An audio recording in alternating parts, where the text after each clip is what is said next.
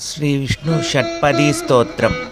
अविनयमपनय विष्णो दमय मनसमय विषय मृगतृष्णां भूतदयां विस्तारय तारय संसारसागरतां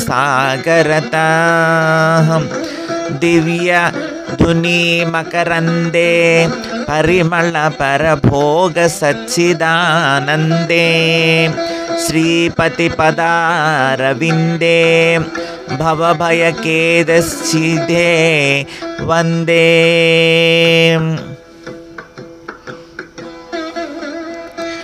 सत्यपि भेदापगमे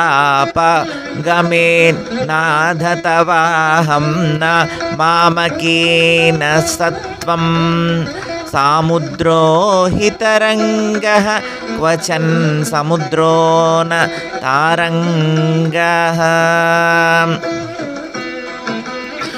उद्धृत नगनघ भिधनुज धनुज कुलामित्र मित्र शशि दृश्ये भवति प्रभवति न भवति किं भवतिरस्कारः।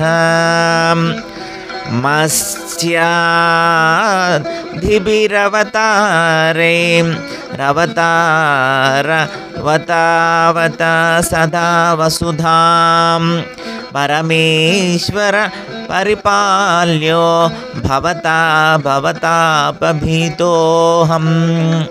दामोदर गुणमन्दिर सुन्दर वदनारविन्द गोविन्द भवजलधि मदनमन्दर परयं धरमपनाय त्वं मे।